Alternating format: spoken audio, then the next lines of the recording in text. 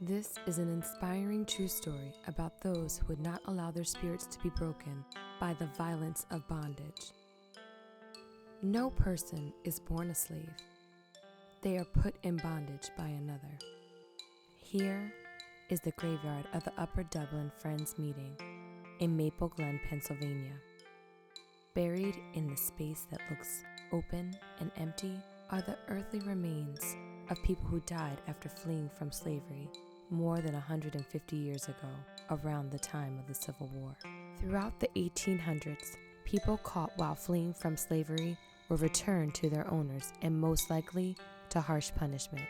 With the adoption of the Fugitive Slave Act in 1850, any person helping runaways in their journey to freedom could be punished as well.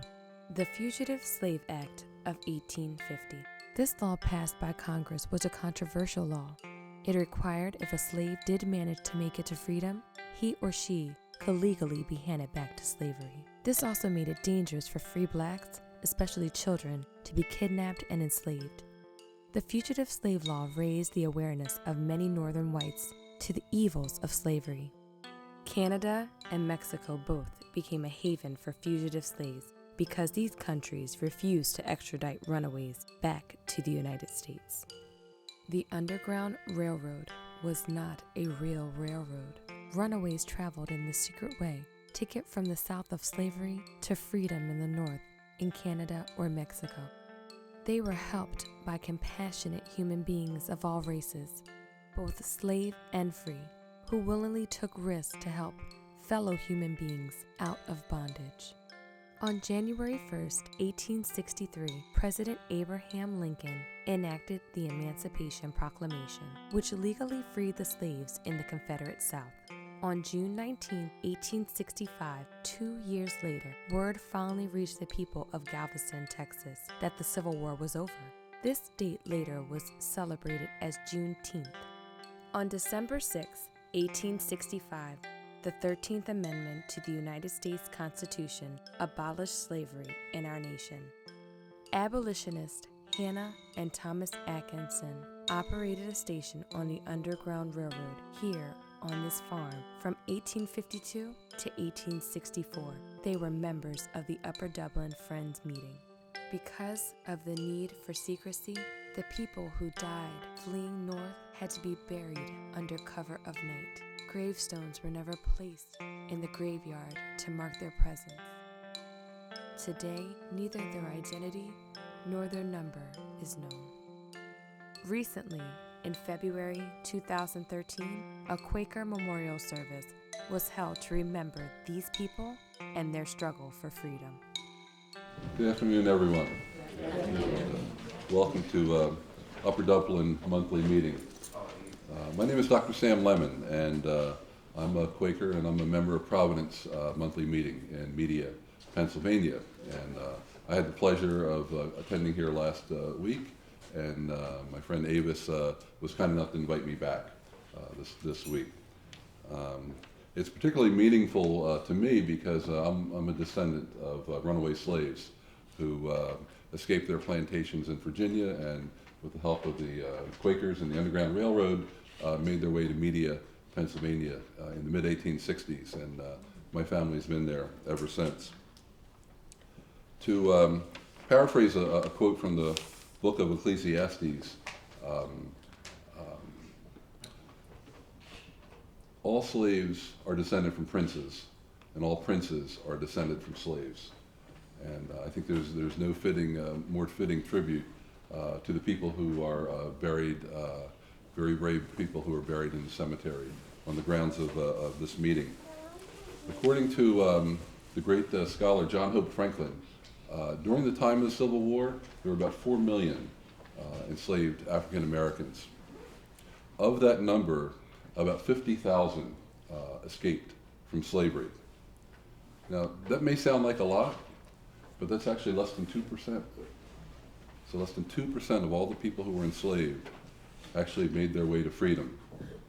And some of those folks, like those who are buried here, were just too worn out to go any further. And this became their final resting place. And it's really an honor for me not only to be here, but to introduce Avis Wanda McClinton, without whose efforts and the help of other friends, these folks here would not have been remembered. Some people been in the cemetery for 150 years, and nobody didn't never think they was important. You know, they know it was there. And so I became a member in 2010. And somebody just happened to say, you know, some runaway slaves buried back there. And they didn't realize how historically significant it was, right? And so it just kept bugging me and bugging me and bugging me. And some people say, why do it? I'm saying, I'm tired of God telling me you have to do something. You have to make it known to people that they are there. And so I just wanted to have this memorial service as to say thank you and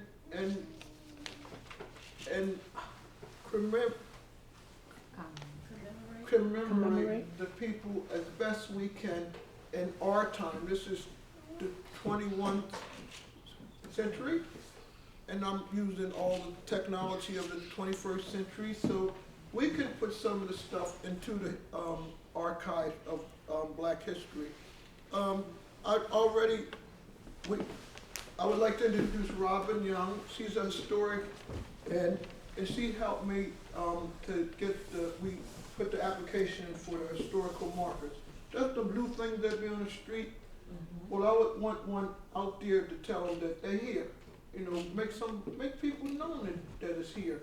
And out there is nothing, ain't no headstone or nothing to say this is where our people are.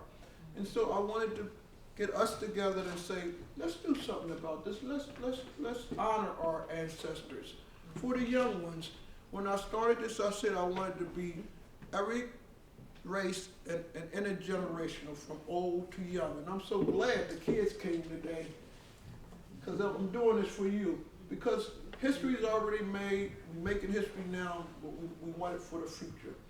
All these things we're doing to take in this book will be put in the Quaker archives at Swarthmore College.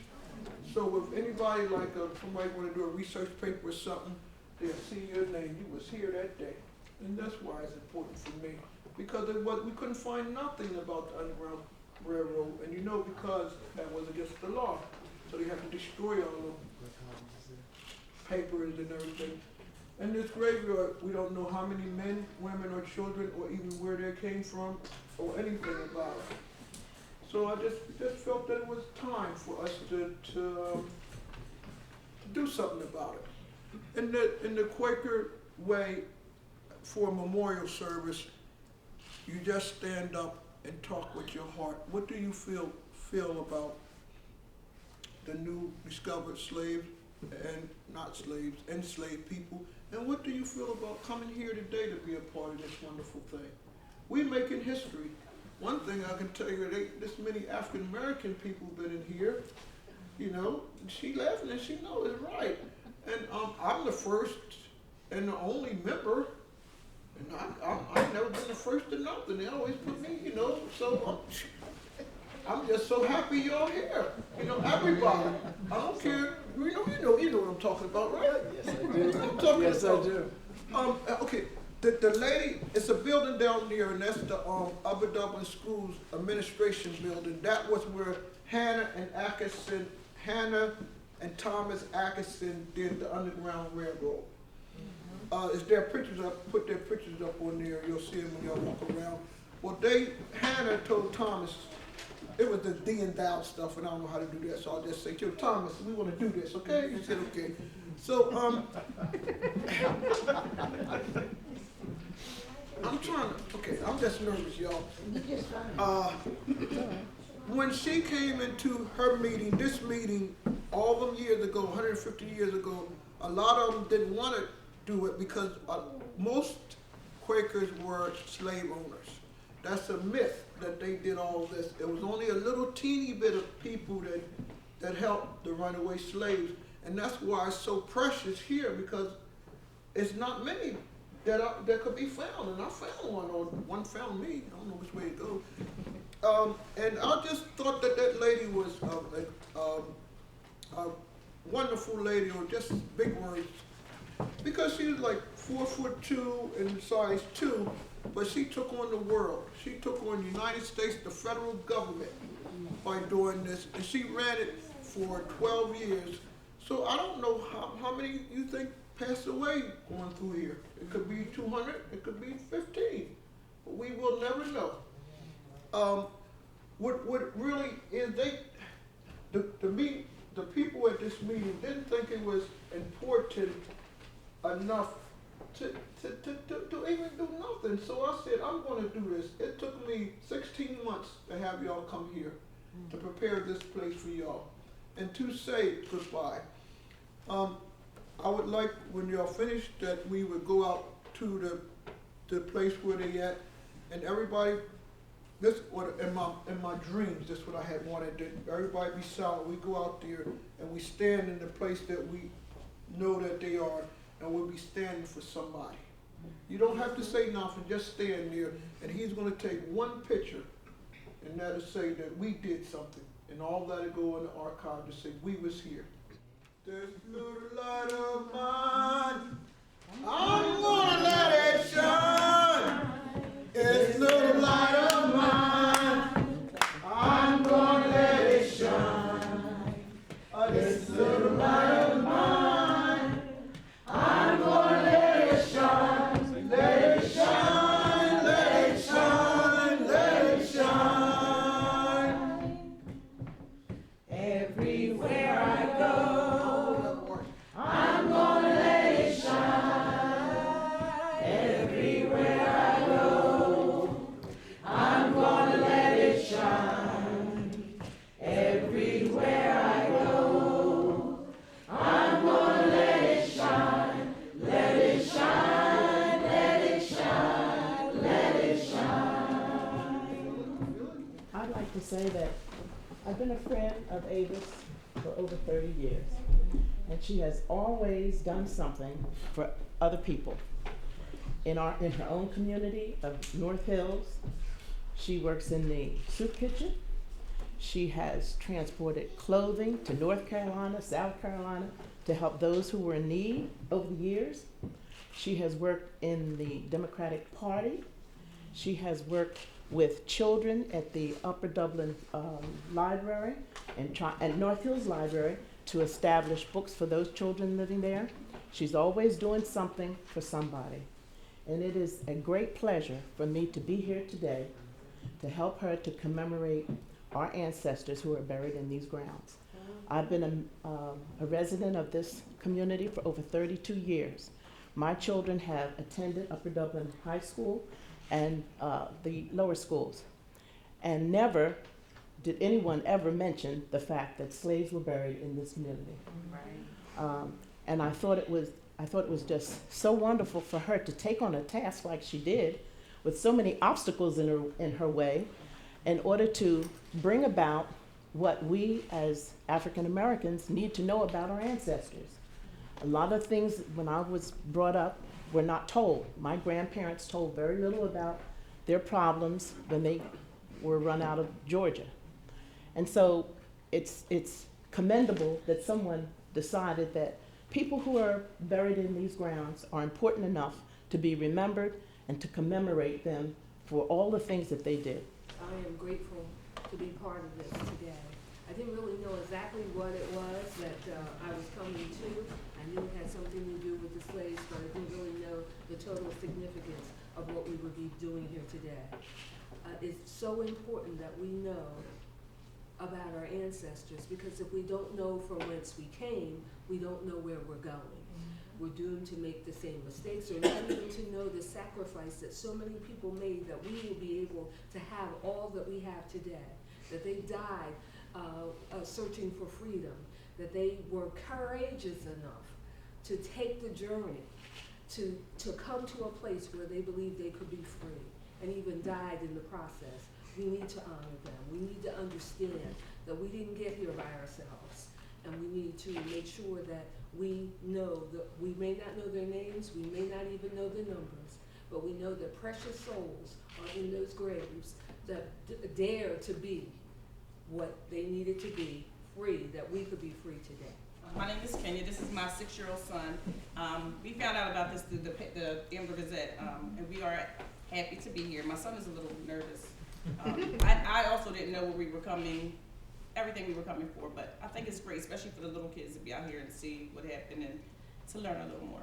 Hi, my name is Judy Bynes Vargas. We're more recent residents of Upper Dublin Township, and I'm pretty active as a parent in the African American community around here, as well as within the school district, because we're working toward trying to close the achievement gap for a lot of the African American kids who are in this school district, which don't tend to fare very well for some strange reason. And since I talked to the superintendent and the principals of the schools many times, I have asked them about, like, I thought that there was some history here in terms of Upper Dublin, but nobody knew. So even in terms of the social studies department at the high school,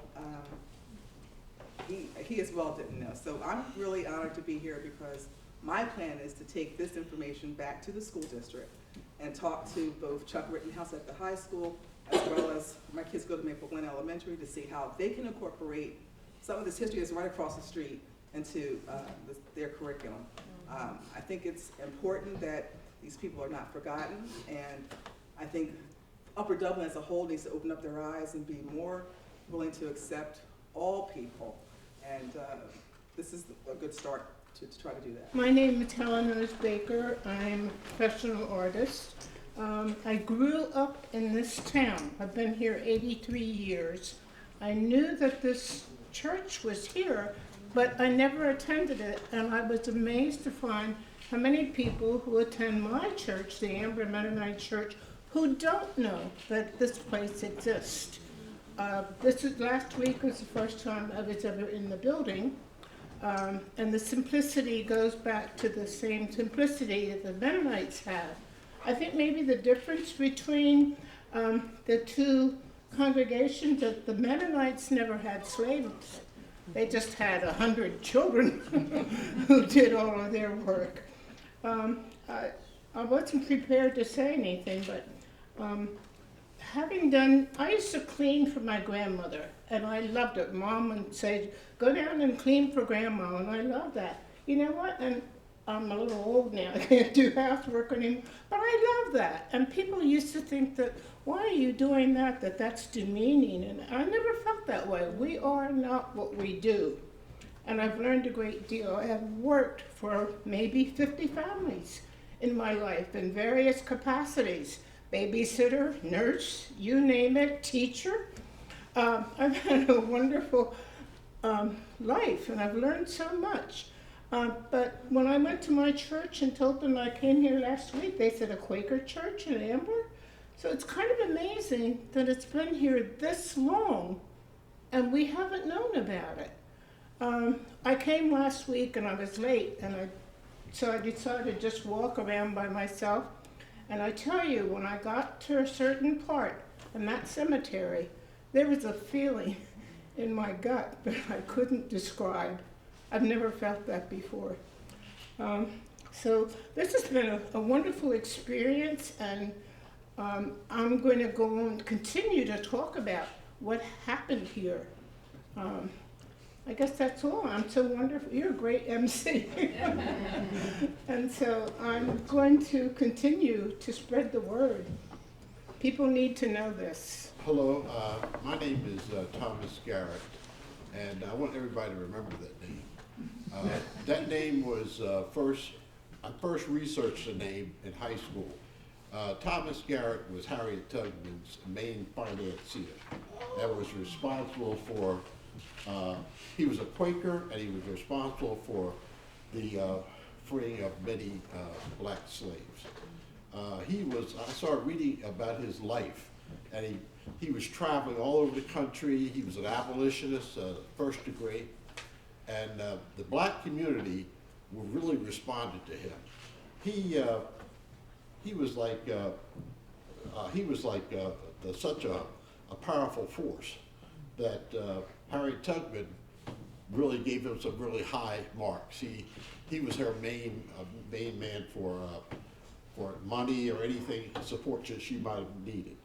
The thing that happened to him was there was a slaver in Maryland who basically told him that he should be arrested. He should actually be horsewhipped. So Thomas Garrett went down to Maryland and confronted the man and said, "Here I am. Why don't you start beating me now?" And so the black community was inspired so much by his actions and as what kind of man he was, they gave him the highest tribute when he was buried. They refused to put him in a casket, and one of these hearse. They carried him on his shoulder, and they had right down the street in Wilmington, Delaware. So I have a lot of respect for the Quakers, and I carry this name to this day. Very fond. I worked for Johns Hopkins, maybe number 3, I lost track of time. And his great uncle owned slaves, and they had a tobacco farm in Maryland. And Johns Hopkins the first decided that it wasn't right to hold people as slaves. So he let all of his slaves go, he freed them. But he said to his, I think, 7 sons, "I want you to carry on the work." And Johns Hopkins said, "I'm not going to work in the tobacco fields." So he went with his uncle in Baltimore, and they got involved in selling liquor. And he made his fortune from that. But I think that the fact that there's so many Johns Hopkins Hospital, they really have a lot of scholarships and available to black students. And I think that's part of comes from Johns Hopkins, whoever he was, realizing that he had to do something for the black people in addition to freeing the slaves. So that was a good experience for me. I'm Vivian Butler. I've been in the community for over 30 years, friends of many of you in here, and I have made it my point to make myself a committee of one for projects such as this, to tell various people, whether they're interested or not, what is going on. And so many of my friends could not make it last week, but many of them made it this week. And I say thank you, Avis, for doing this for us. I will take up the mantle and do whatever I can, and I say thanks to those who are buried on this site, because I've been to this Friends meeting several years ago. When I was having a difficult time in my life, I visited all denominations, which was a blessing. And when I came here, I was sharing on the way in how moving it was at this service by people sharing in this manner. And it just meant everything to me. And I shall return whenever I can. This is my daughter, who's a product of the Upper Dublin school system, and one of my grandsons. I'm sort of into the history of the Quakers, and I'm going to mention a name that perhaps nobody's heard of. The most radical Quaker, very much disliked by Quakers, thrown out of Quaker churches again and again and again for being so terribly upset about slavery. So he was at Abington meeting, and he came in one time with a large bag, and he went up to the slave owner, Quaker slave owners at the end of the Quaker meeting, and he took out a sword, and he stabbed the bag, and this red, what looked like blood came out, and says, "This is what happens, this is what you're doing to the slaves." And so they picked him up, and they threw him out, and this is an older man. So he moved into a cave in Alvathorpe Park, and he lived there, and he did lots of outrageous things, but Benjamin Franklin liked him, and Benjamin Franklin published his book. He was absolutely outrageous. I cannot tell you, but I'm going to tell you one more thing he did. He came one day from the cave, and he came from the cave one day, and he took a child of the Quaker slave owners, and it was just the worst. They were scared to death. They went everywhere trying to find Benjamin Light, everywhere, and they finally went to the cave, and he handed the child to them, and he says, "How does it feel?" Wow. So he died, and I just want to say, I think if he were here, he would just explode. He'd be so happy. And The name. What's the name of the fellow again? The name, his name. Benjamin Lay. Benjamin Lay. He was a hunchback. He was a hunchback, and he was 4'11", and he was as plain as could be. And his wife was the same. And they're buried somewhere. His wife was a Quaker member. She's buried in the graveyard and has something, but he's along with our unnamed graves. Alverthorpe Park is that's land that's associated with the Alverthorpe estate, and I just want you to be able to find it if you're in the Abington area.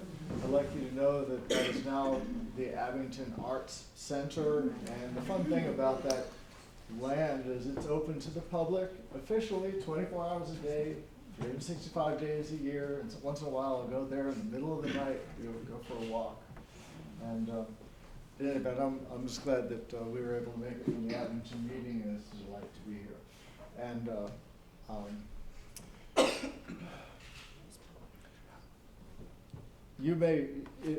reference is made to this before, but yes, it's true that, by and large, people of color are not all that, strongly represented at Quaker meetings, but it's a delight to be a minority here today, and I'm glad I'm here representing white folk.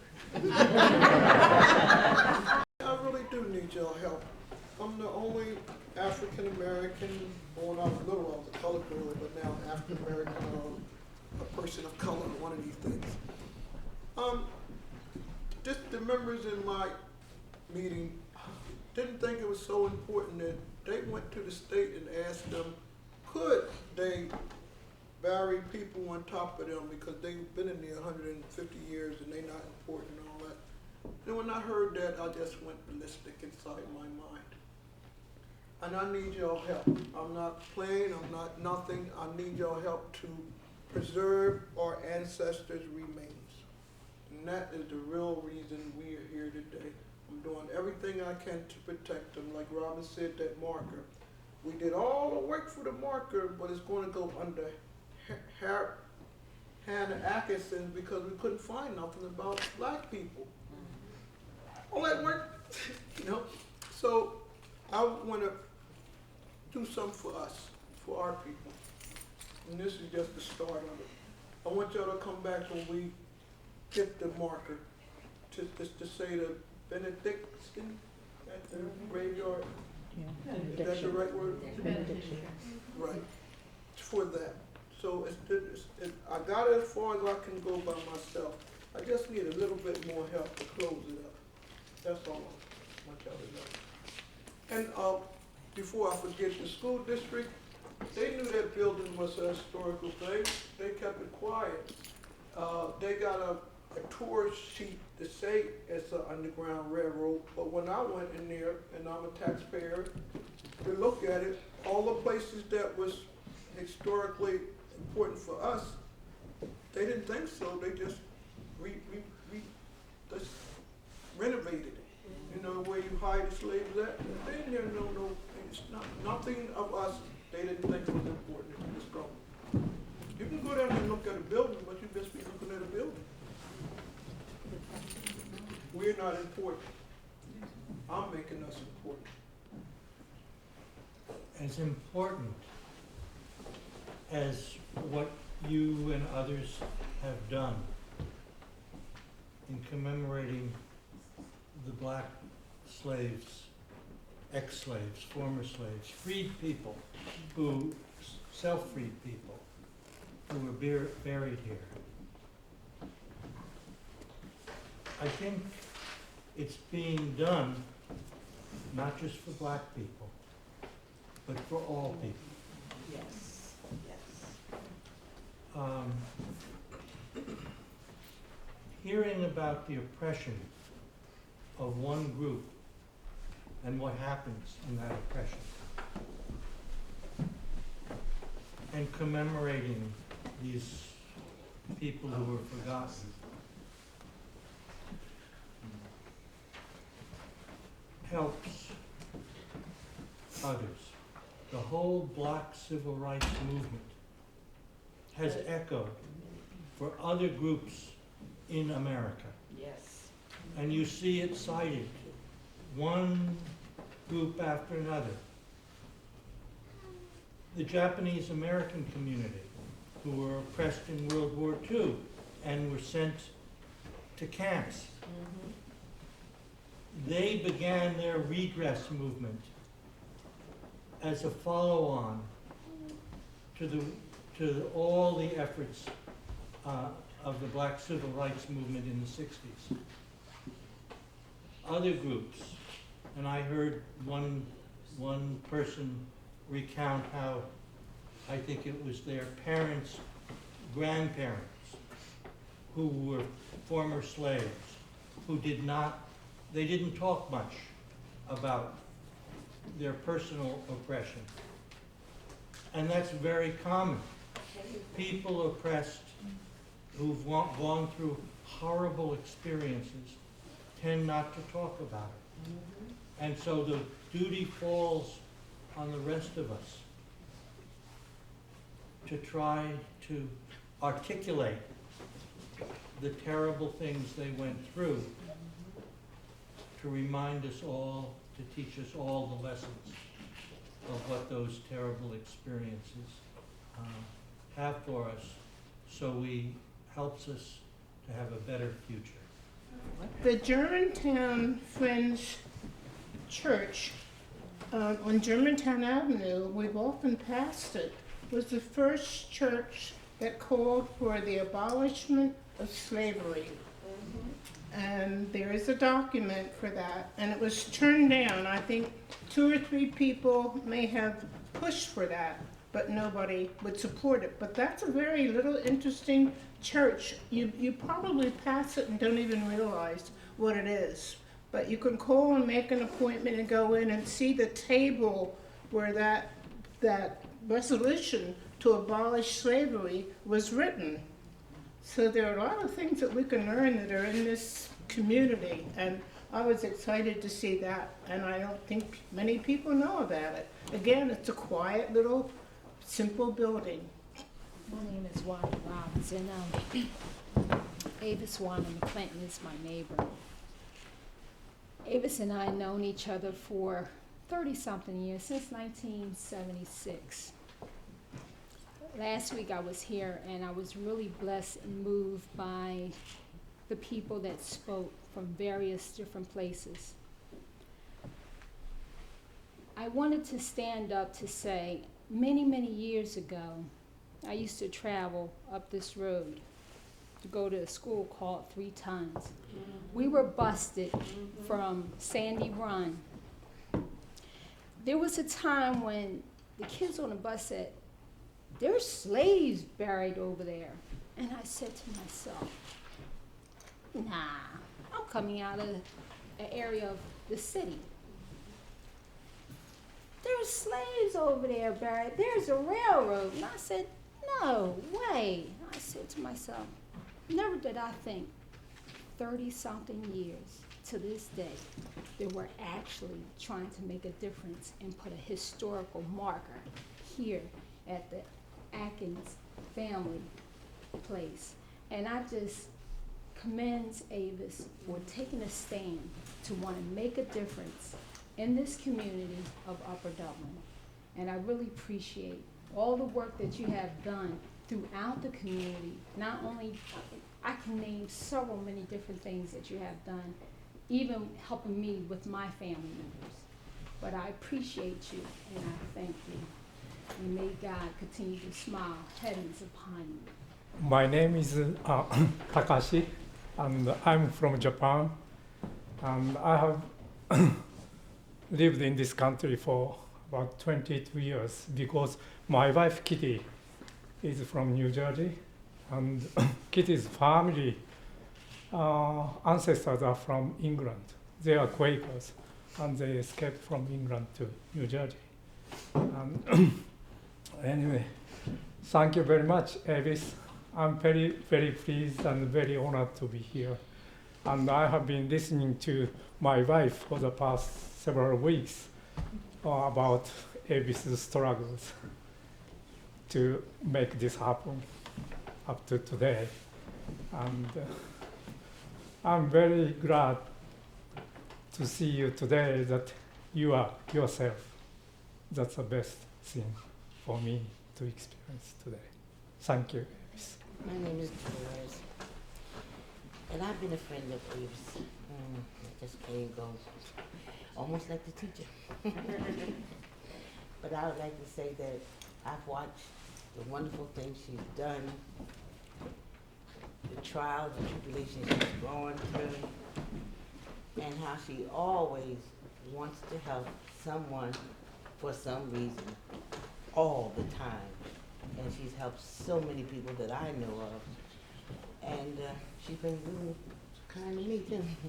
But I just want to tell her, you're the greatest thing, the absolute greatest.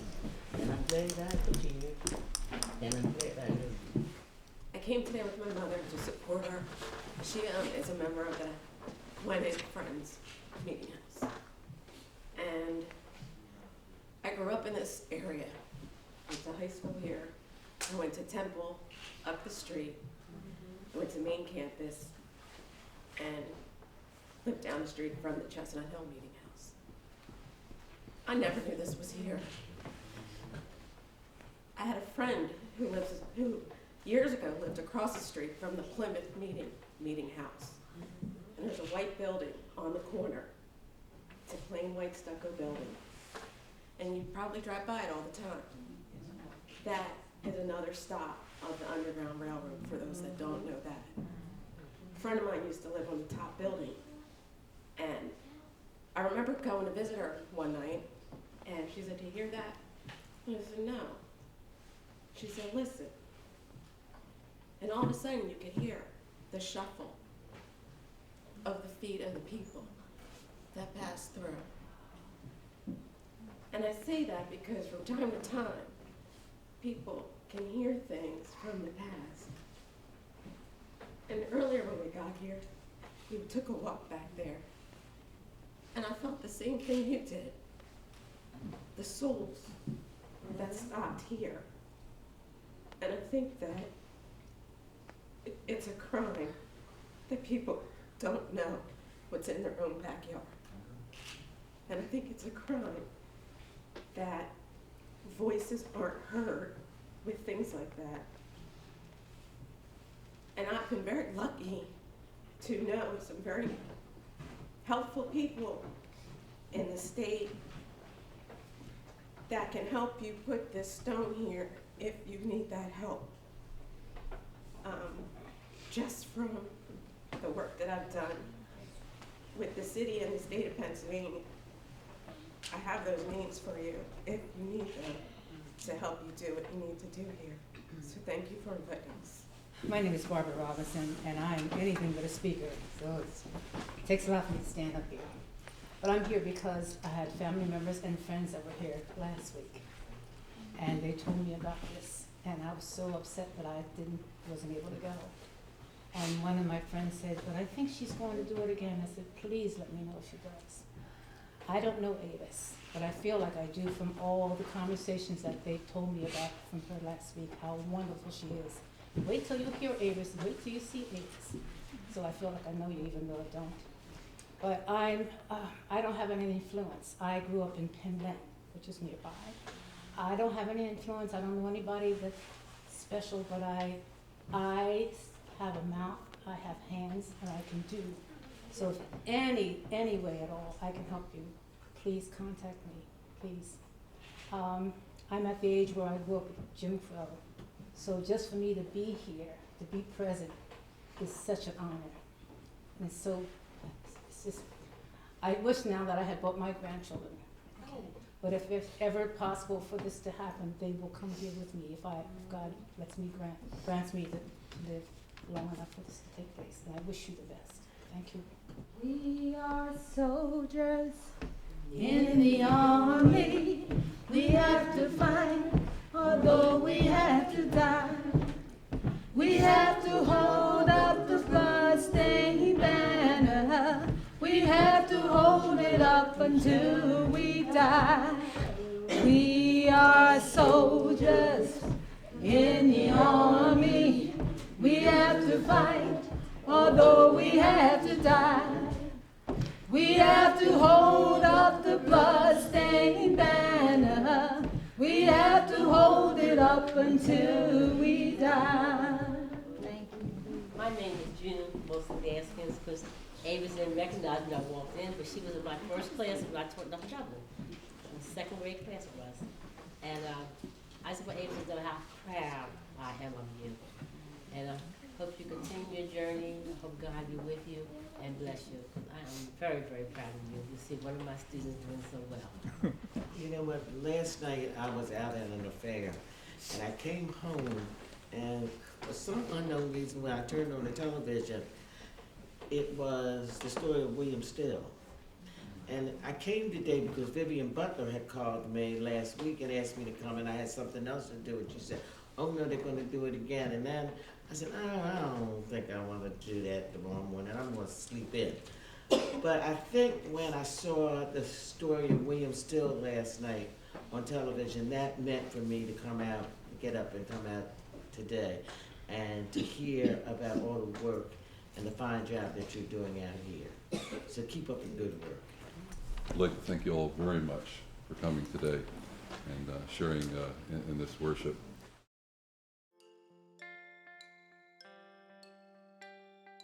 I had to step out on faith. I never knew I could do something like this, and it just knocks me out that a person with dyslexia, learning condition, could do something extraordinary like this.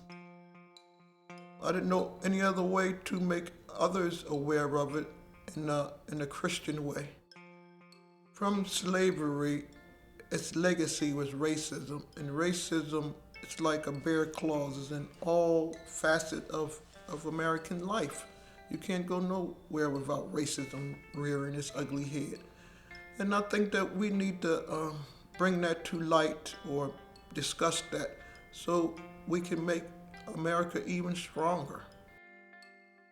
Underground Railroad. The Liberty Line! The Liberty Line!